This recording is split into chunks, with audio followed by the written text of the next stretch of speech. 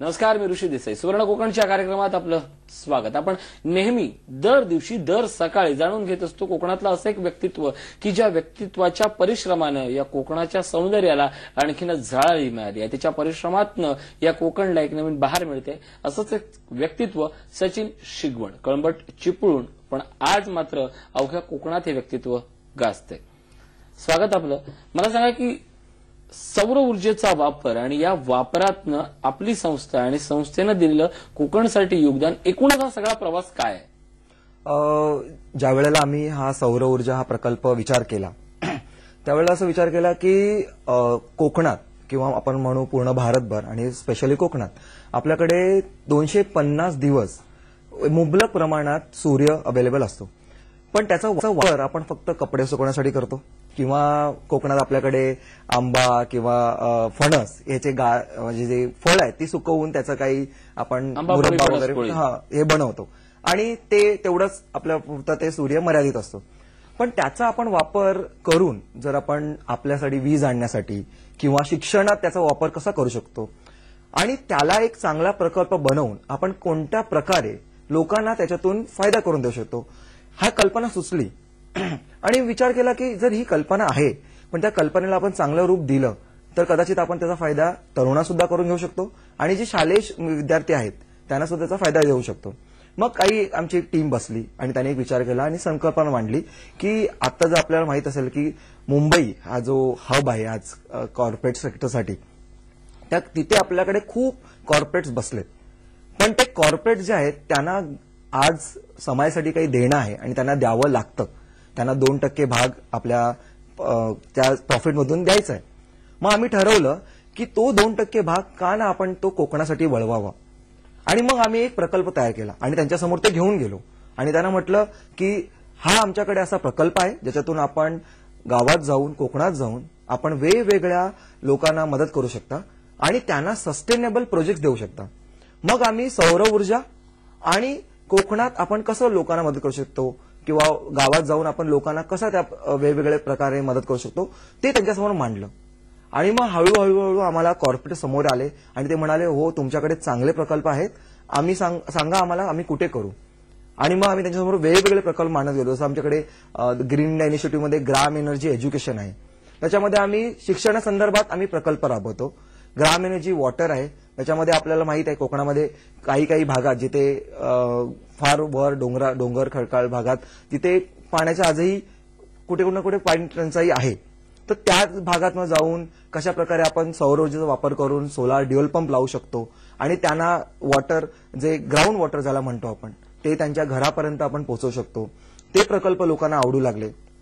त्यानंतर आम्ही म्हटलं ग्राम एनर्जी एज्युकेशन हे जे प्रकल्प आहेत त्या ग्राम एनर्जी एज्युकेशन मधून आम्ही 200 ते 300 सौर लाईट, सौर दिवे ज्याला आपण म्हणू ते, आणि एक सौर कुकर जो मोठ्या कुकरवर आपल्याला माहित असेल आता प्रत्येक शाळेमध्ये शालेय पोषण आहार चालतो जो गव्हर्नमेंट ही स्कीम राबवते. पण त्यांना फक्त ते आहार दिला जातो, म्हणजे धान्य दिलं जातं, कडधान्य दिलं जातं, पण त्यांना ते शिजवण्यासाठी काही साधन सामुग्री दिली जात नाही.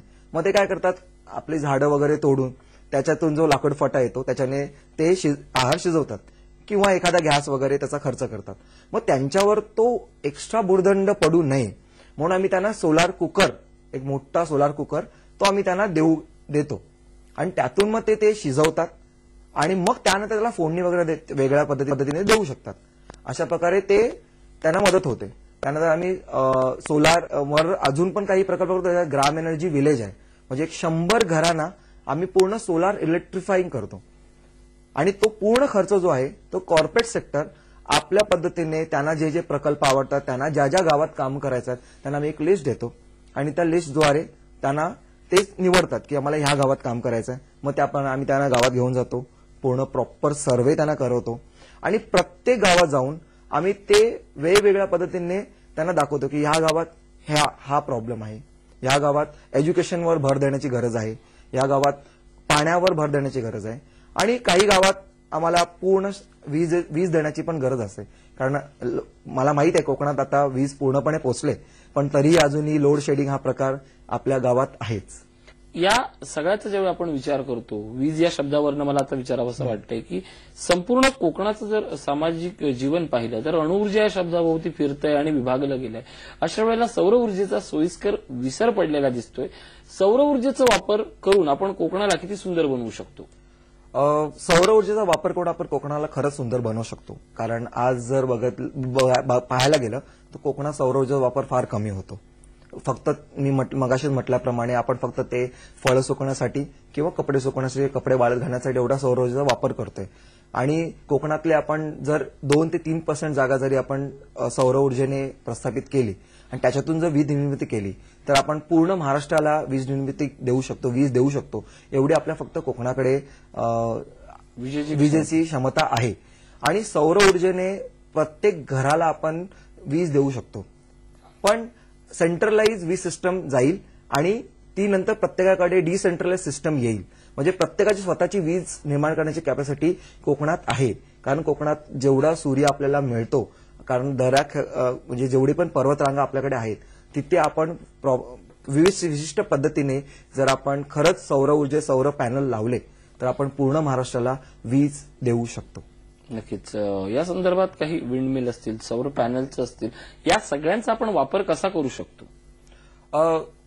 जेवढे पण आपल्या पर्वतरांगा आहेत आणि स्पेशली आपला जो किनारपट्टीचा भाग आहे त्या किनारपट्टीच्या भागावर जर आपण विंडमिल्स लावल्या, कारण आपल्याकडे फार जोराने हवा येऊ शकते, प्रचंड जोराने हवा येते.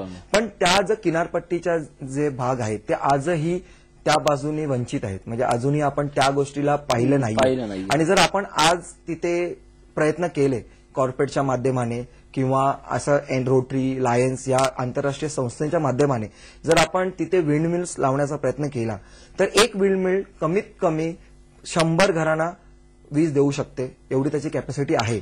पण त्या विंडमिलची लावण्याची पद्धत, दिशा ही आपण ठरवणं गरजेचं आहे. तिथलं जमीन अधिग्रहण आणि त्या लोकांचं विस्थापन हे फार बघण्याचं गरज आहे. त्यानंतर आपल्याकडे एवढे डोंगर खोरे आहेत तिथे पण जी हवा आहे ती व्यवस्थित पद्धतीने फ्लो होते. तिथे सुद्धा आपण विंडमिल लावू शकतो. आपले नदी किनारे एवढे चांगले आहेत, एवढ्या मोठ्या मोठ्या नद्या आपल्याकडे कोकणात आहेत, त्याच्या किनारी सुद्धा आपण जर विंडमिल लावली तिथून सुद्धा चांगली हवा पास होते. आणि हवेचं जर जे गती आहे ती जर व्यवस्थित प्रमाणात आपल्याला मिळाली तर आपण नक्कीच कोकणातील प्रत्येक घराला विंडमिल आणि सौर ऊर्जेने आपण नक्कीच त्यांना वीज प्रोव्हाइड करू शकतो. नक्कीच. या सगळ्यातनं आपण हे सगळं उजळवू शकतो. हे सगळं जर बदलायचं असेल तर लोकप्रतिनिधी, स्थानिक तरुणांनी, उद्योजकांनी आणि जो या सौर ऊर्जेबद्दल सजग आहे या प्रत्येकाचा काय रोल असणं आवश्यक आहे आगामी काळात? सर्वात अगोदर जर आपण घेऊया, जे कोकणवासी आहेत त्याने ह्या टेक्नॉलॉजीवर खरंच प्रेम केलं पाहिजे. होतंय काय, एखादी नवीन टेक्नॉलॉजी आली, जसं पूर्वी आपण म्हटलं मोबाईल्स, जेव्हा मोबाईल आले तेव्हा फार महाग होते, तेव्हा लोक म्हणायचे खूप महाग आहेत, आता मी काही घेऊ शकत नाही. आज जर आपण बघाल कोकणात प्रत्येकाच्या घरात इव्हन आजीच्याकडे सुद्धा मोबाईल असतो. तर त्याच पद्धतीने सौर ऊर्जा म्हणा, सौर ऊर्जा प्रत्येक घरात वापरली जात नाही. त्याचं कारण आहे त्यांना असं वाटतं की ते महाग आहे किंवा असं आहे की आपल्याला कोणी दिलं तर आपण वापरू आणि बघू. पण जर त्याने प्रत्येकाने एक वसा उचलला की सौर ऊर्जेचा वापर फक्त फळं सुकवण्यासाठी किंवा कपडे सुकवण्यासाठी न करता त्याचा वीज म्हणून आपल्या घरात त्याचा वापर करू, प्रकाश आणण्यासाठी, आणि तो फक्त सूर्य दिवसा नाही तर रात्री सुद्धा उजाळू शकतो आपलं घर, ही कल्पना त्यांच्या मनात बसली तर पहिलं तर त्यांनी तेच टेक्नॉलॉजी ऍक्सेप्ट करणं फार गरजेचं आहे. एक सेकंड, जर आपण म्हटलं दुसऱ्यांकडे गेलो तर आपण म्हणू उद्योजक.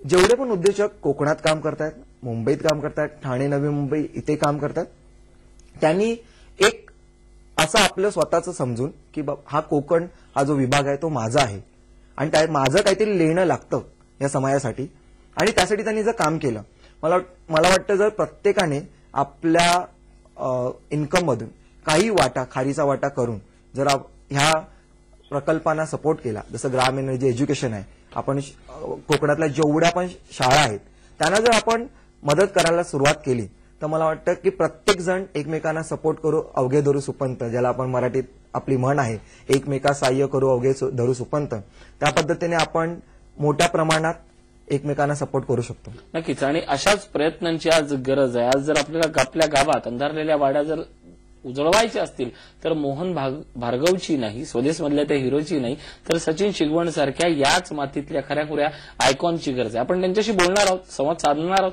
एक छोटासा ब्रेक घेतोय. पाहता सुवर्ण कोकण, सामर्थ्य कोकणाचे.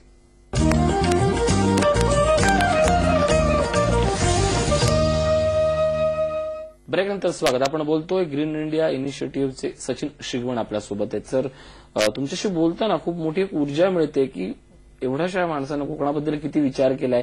आणि महत्वाचं म्हणजे कोकणसाठी सकारात्मक काम करणाऱ्या अनेक एनजीओ असतात, अनेक संस्था असतात. त्या संस्थांचा वापर करून आपण हे सगळं बदलवू शकतो आणि हा ध्यास घेऊन तुम्ही कार्यरत आहात.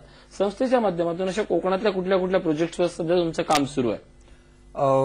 संस्थेच्या माध्यमातून सध्याच आम्ही कल्याण, त्यानंतर शहापूर, पालघर या भागात जाऊन आम्ही काही सर्व्हे केला, विरार वगैरे, आणि तिथल्या काही अडचणी आमच्या समोर आल्या. काही गावांनी आम्हाला अप्रोच केला.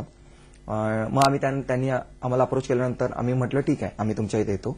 आम्ही आमची टीम घेतली आणि संपूर्ण तरुण टीम आहे. कारण तरुणांना जेव्हा आपण बरोबर घेतो त्यांचा एक विश्वास वेगळा असतो. ती तरुण टीम त्या प्रत्येक गावात गेली आणि प्रत्येक गावात त्यांनी विशिष्ट प्रकारे सर्व्हे केला. त्यांचा एनर्जी असेसमेंट केलं की त्यांच्याकडे खरंच लाईट आहे की नाहीये. आणि प्रत्येक गावात गेल्यानंतर आम्हाला खरंच कळलं की तिकडची जी मुलं आहेत, जी शाळेत शिक्षण घेतात, त्यांचा दर्जा शिक्षणाचा दिवसेंदिवस वाढतोय. त्यांच्या गुणसंख्येत फार मोठ्या प्रमाणात फरक पडतोय. पण ते रोज काही ना काहीतरी त्यांना त्रास सहन करायला होतो. तो आहे संध्याकाळी 7 नंतर त्यांच्याकडे लाईट नसते. संध्याकाळी 7 पासून त्यांना 9 पर्यंत लाईट नसल्यामुळे त्यांना अभ्यास करता येत नाही.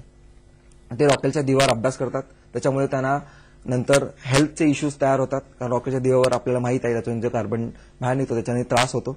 आणि मग ती मुलं त्याच्यावर अभ्यास केल्याने त्यांचं हेल्थ सुधारत नाहीये, पण त्यांचा अभ्यास तरी सुधारतोय. म्हणजे कोकणातल्या मुलांना अभ्यासाकडे खरंच नितांत ओढ आहे. पण त्यांना फार हलाखीच्या जीवनातून जावं लागतंय. का तर अंधारातून शिकवून बाहेर निघायचंय, अंधारातून तिमिराकडे जावं. मग आम्ही म्हटलं तिमिरातून प्रकाशाकडे जायचं, ते तिमिरातून प्रकाशाकडे जावं. आणि पण तुम्ही म्हटली ती ओळख खरं आहे की त्या अंधारात जर अशा पद्धतीने तुम्ही केवळ प्रकाश उपयोग नाही तर तुमचं आरोग्य आणि विज्ञान ज्यावेळी जातं त्यावेळी तुम्ही खरोखर अंधारातून तिमिराकडे वाटचाल असते. अशा पद्धतीचं हे वातावरण आहे. एकूणच ही जर सगळी यंत्रणा बदलायची असेल तर आज प्रकाशाची गरज आहे. काय आवाहन कराल या कार्यक्रमाच्या निमित्तानं? खरं तर हा उपक्रम घेऊन तुम्ही कोकणातल्या वाडीवाडीत जाताय, हे सगळं बदलताय. कशा पद्धतीने उद्योजकांनी, सामाजिक सेवाभावी संस्थांनी, राजकीय पक्षाने जे दाखवतात आपल्याला कोकणाबद्दल तळमळ आहे, त्यांनी कशा पद्धतीने तुम्हाला अप्रोच व्हावं आणि आपलं गाव सुंदर करावं?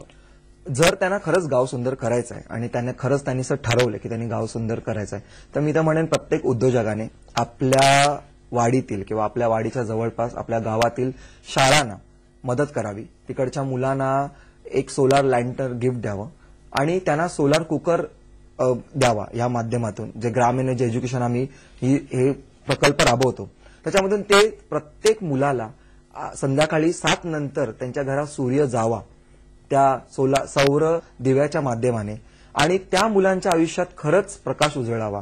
कारण दिवसाचा प्रकाश असतो पण रात्रीचं काय. आणि मग ती मुलं जेव्हा त्यातून अभ्यास करतील तर सौर दिव्यांवर त्यांचा अभ्यास पूर्ण होईल आणि त्यांचे जे आज मार्क्स वाढत आहेत ते कितीतरी पटीने वाढतील. आज जर आपण बघाल तर कोकणातील मुलं आज महाराष्ट्रात नाव कमवत आहेत आणि वेगवेगळ्या पद्धतीने चांगले गुण घेऊन आज सगळ्या परीक्षांमध्ये फार मोठ्या प्रमाणात बाहेर निघतात. आणि तेच जर आपण देणं लागतो, जर ज्या मातीतून आपण आज शिकलोय तेच उद्योजक आज त्या मातीला जर मदत करू लागले तर कदाचित आपण आपलं भविष्य झालंय. मी तर असंच ठरवलं की माझं भविष्य या मातीने घडवलं. मी माझा जन्म भले मुंबईत झाला असेल पण आजही मला माझ्या गावाबद्दल, माझ्या तिकडच्या लोकांबद्दल मला फार आपुलकी आहे. मी आजही जातो तिकडे काय प्रश्न आहे त्यांचा कसाही करतो. तसंच उद्योजकांनी सुद्धा ते विचार करावा.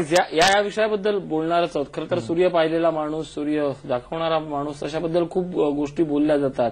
पण एक माणूस असा आहे सचिन शिगवणच्या रूपानं कोंडा लाभलाय, सूर्य वाटणारा माणूस. अशा पद्धतीची सकारात्मक ऊर्जा आपण सगळ्यामध्ये जास्त प्रज्वलित करूया. एक छोटासा ब्रेक घेतोय. पाहत राहा सुवर्ण कोकण, सामर्थ्य कोकणाचे.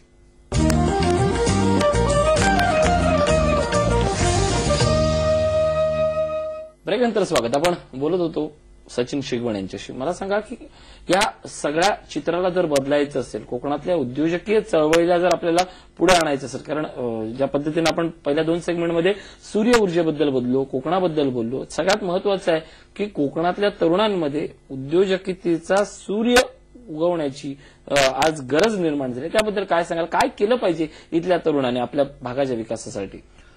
कसं आहे की आपल्या कोकणाचा जो तरुण आहे, पूर्वी असं होतं की तो रिस्क घ्यायला घाबरायचा, पण आज तरुण रिस्क घ्यायला तयार आहे. मी जेव्हा उद्योजकीय क्षेत्रात आलो आणि मला जेव्हा वाटलं की मला पण बिझनेस करायला पाहिजे, नोकरवर खूप झालं, म्हणजे कोणाच्या खाली न राहून नेतृत्व गुण घेऊन उद्योजकीय म्हणजे एक उद्योग सुरू करावा.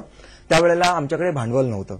म्हणजे माझी आई त्या घरकाम करून आम्हाला शिकवत होती, आमचं ग्रॅज्युएशन झालं आणि नंतर बाहेर निघून मला असं वाटलं की आता नोकरी करावी लागेल, कारण आपल्याला जर काही फंड जमा करायचा आणि तो फंड घेऊन मला बिझनेस करायचा आहे. 4 वर्ष मी नोकरी केली आणि ती नोकरी केल्यानंतर माझ्याकडे एक सर्टन अमाऊंट आली आणि म्हटलं आता बिझनेस सुरू करूया. त्यावेळेला ऍडव्हर्टायझिंगचा बिझनेस सुरू केला.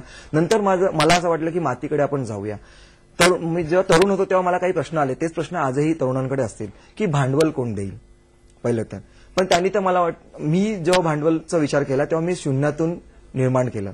तर मी तरुणांना हेच सांगेन की भांडवल कोणी देव किंवा न देव, पण आपण जर जिद्द बाळगली, आपल्यामध्ये जर जिद्द असेल तर आपल्याला सर्वजण मदत करतात. आणि मी त्यावेळेला भांडवल करत फिरत होतो, त्यावेळेला मला कोणीतरी सांगितलं न भांडवल घेता सुद्धा तू शून्यातून बिझनेस निर्माण करू शकतो, आणि तो केला. आणि आज माझ्याकडे 1 ना 2 बिझनेस आहेत. आणि आज मी त्या मुलांमध्ये, त्या तरुणांमध्ये हे जिद्द आणू इच्छितो की तुम्ही अगोदर ठरवा की तुम्हाला नक्की काय करायचं आहे आणि रिस्क घेण्यासाठी कधी मागे फिरू नका. तुम्हाला लोक समोरून येऊन मदत करतील आणि आपली कोकणाची लोक तर आज एकमेकांना मदत करण्यासाठी उभे आहेत. सुवर्ण कोकण त्याच्यापैकी एक उदाहरण आहे की आज आमच्यासारख्या तरुणांना आणि आमच्यासारख्या उद्योजकांना ते खरंच पाठीशी घालतायत आणि म्हणतायत मी आहे तुझ्या पाठीशी, तू पुढे हो आणि तुझ्यासाठी आम्ही पाहिजे ते करायला तयार आहोत. तू फक्त आम्हाला आमच्या बरोबर राहा आणि आमच्या तरुणांना तू मार्गदर्शन कर. नक्कीच हाच प्रश्न घेऊन मी तुमच्या सोबत येतो की सुवर्ण कोकणच्या निमित्तानं अनेक उद्योजक एकत्र येत आहेत, त्या सगळ्यांना कोकणासाठी काहीतरी करायचं आहे. सुवर्ण कोकणनं एकाच वेळी अनेकांना हे व्यासपीठ दिलं, विचारांचे आदान प्रदान होते. नेमका हा भाव काय आणि या अनुभवाचा आता कोकणवासियांनी कसा जास्त पद्धतीनं त्याचा वापर करून घ्यावा, काय सांगाल? कसं आहे, काही दिवसांपूर्वी जेवढे पण उद्योजक होते कोकणातले म्हणा किंवा महाराष्ट्रातले म्हणा, त्यांना एक व्यासपीठ नव्हतं. व्यासपीठ म्हणजे की ते स्वतः बिझनेस सुरू केलं, त्यांनी मार्केट शोधलं, त्याने कस्टमर शोधले, लोकांपर्यंत गेले, त्यांनी आपले प्रोडक्ट्स विकले, पण ते त्यांच्या भागात तिथल्या गावात ते प्रसिद्ध झाले. पण त्याच्या व्यतिरिक्त त्यांच्याकडे मार्केट आहे हे कसं कळेल? आणि 2 उद्योजक एकत्र येऊन जॉईंट व्हेंचर करून सुद्धा काही गोष्टी करू शकतात हे कधी कळेल? त्यासाठी व्यासपीठ लागतं. त्यासाठी एक उत्तम असं व्यासपीठ जे लोकांना दिलं गेलं पाहिजे. आणि ते खरंच मी म्हणेन सतीश परब आणि त्यांची टीम आणि आपण सुद्धा या व्यासपीठाला म्हणजे एक व्यासपीठ प्रोव्हाइड करताय जे उद्योजकांना खरंच सुंदर व्यासपीठ आहे की जे लोकांपर्यंत जाऊ शकतं. आणि त्यानंतर 3 ते 4 उद्योजक एकत्र येऊ शकतात आणि ते एकमेका सहाय्य करू अवघे धरू सुपंत ह्या म्हणीनुसार खूप चांगलं चित्र कोकणाचं उभं करू शकतात लोकांसमोर. नक्कीच खूप चांगलं चित्र निर्माण करायचं आहे. खरं तर उद्योजकीय संधी आणि सूर्य या 2 गोष्टीतलं साम्य म्हणजे कोण कशा पद्धतीनं त्याचा वापर करतो, त्या प्रत्येकाला ती ऊर्जा साठवून खूप काही चांगलं करता येईल. कारण या सूर्य आणि संधी या दोन्ही गोष्टी जर सूर्यास्ताकडे गेल्या, त्या अस्ताकडे गेल्या, तर दुसऱ्या दिवशीची नव्या संधीची वाट पाहण्याशिवाय गत्यंतर नसतं. सगळं तर या गोष्टींचा आपण सुरेख पद्धतीनं वापर करूया. आज तुम्ही या ठिकाणी आलात, खूप सुंदर मार्गदर्शन केलं, धन्यवाद.